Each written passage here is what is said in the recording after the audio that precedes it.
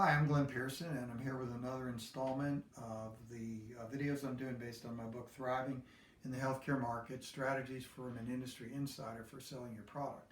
The book came out last fall, published by CRC Press as part of their HIMSS book series.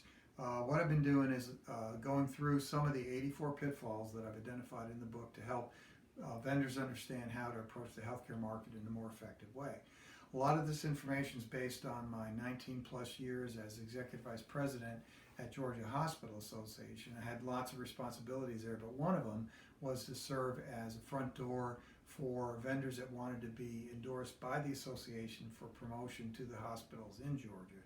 So over the years, I got to talk to literally hundreds of vendors about their products, saw how they approached the market, saw what they did well, and saw what they didn't do so well. So I boiled it all down to 84 mistakes, and I've been going through them one at a time to help vendors understand what they need to change maybe about how they're approaching the market. So today's video is actually number 8 in the series, and I'm talking about pitfall number 55, which is not understanding the misaligned incentives in a fee-for-service world.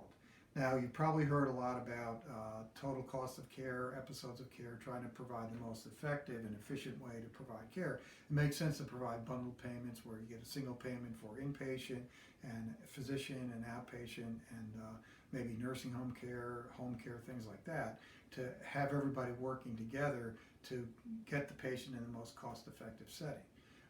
The reality is that even though there are programs like pay for performance, bundled payments, value-based purchasing, most care is still done on a fee-for-service basis, which means every time somebody along the continuum provides a service, they get paid for it. And according to a recent article in Becker's Hospital CFO report, 78% of inpatient admissions are still paid on a fee-for-service basis, which means the incentives to be is most efficient financially are not in place.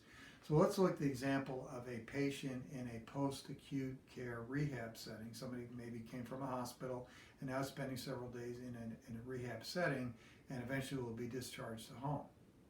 Providers always try to do what's in the clinical best interest of that patient. They try to base their decisions on scientific evidence, but it gets a little bit murky when sometimes when a patient gets close to a discharge date, because you can make the case that, well, they really should stay for another day or two to monitor their care better, or, well, they seem to be well enough that they can go home and get some home visits and have that taken care of that way. Generally speaking, of course, a home visit is going to be cheaper than an additional day in a rehab setting. If you're in a situation where it literally is 50-50 that you can make a case for either direction, it can be a little bit tricky as to whether or not the patient should be discharged or not. And you have to realize that the economic, if everything else is equal, the economics of having the patient stay an extra day in rehab for the rehab facility could tip the balance toward keeping them for the extra day. So it may be in the patient's best interest to home, but you have to recognize that you may be asking the facility to forego some revenue if they make that decision to send them home early.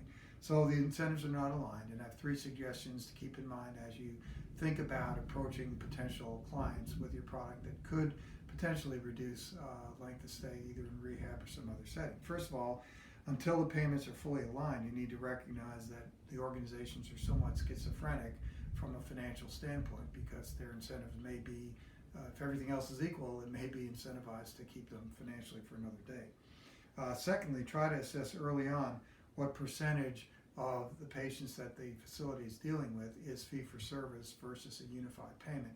And that might change your approach on how vehemently you suggest that this could reduce some length of stay within the facility. And thirdly, that, as I said before, you need to realize that you're potentially recognizing or asking a facility to forego some revenue that they might sorely need by adopting your product or approach that could reduce their length of stay. And again, they're always going to try to do what's in the best interest of the patient clinically, but it does create some tension in that way. So these are some ideas to keep in mind.